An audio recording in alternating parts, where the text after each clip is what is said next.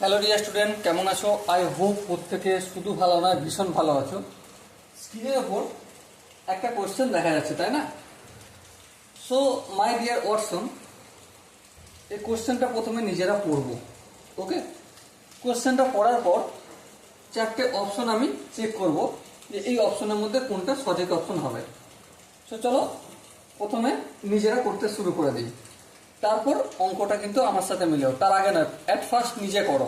ওকে, so দেখো কোশ্চেনটা রয়েছে যে একটি সংখ্যাকে 37.112% বাড়ালে 33 পাওয়া যায়।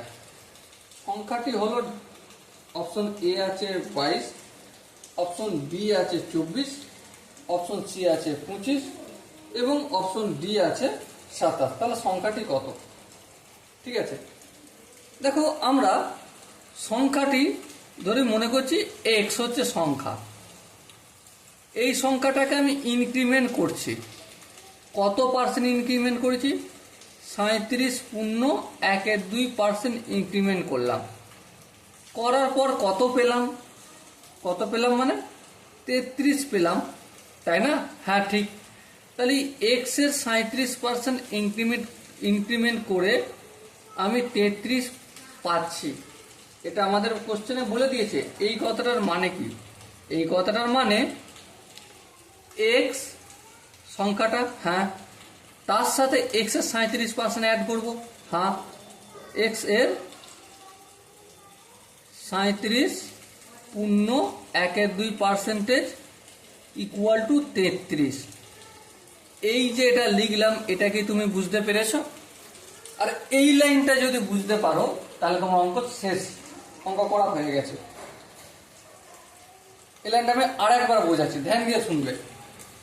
একটি সংখ্যাকে 37.112% বাড়ালে 33 পাওয়া যায়। তাহলে ধরো তুমি কোনো বিয়ে বাড়িতে খেতে গেছো, ঠিক আছে, খেতে গেছো।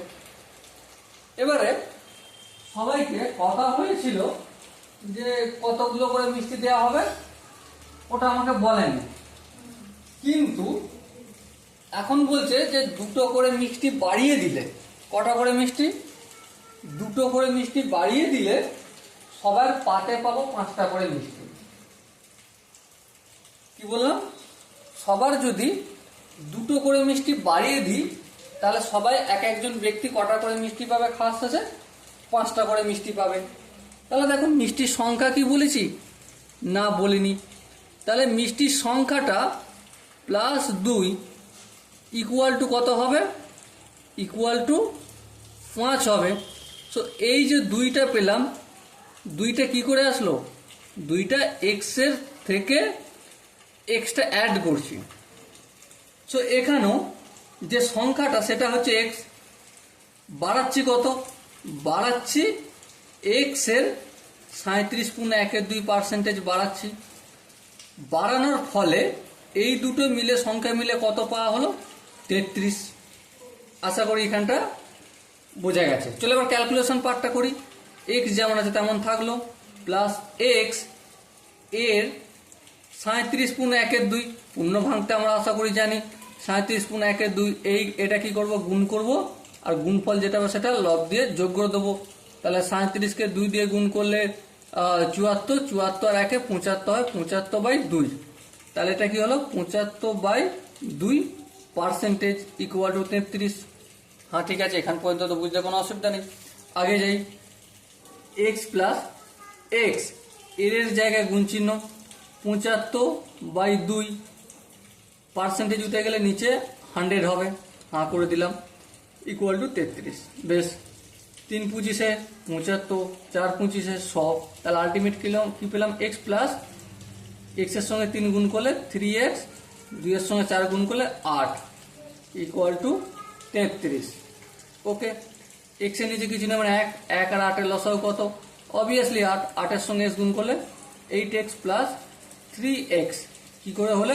আই থিঙ্ক তোমরা ভগ্নাংশের যোগ বিয়োগ জানো, ধরে নিয়ে আমি আগে যাচ্ছি। ঠিক আছে, 8x এর সঙ্গে 3x গুণ করলে, যোগ করলে কি হয়?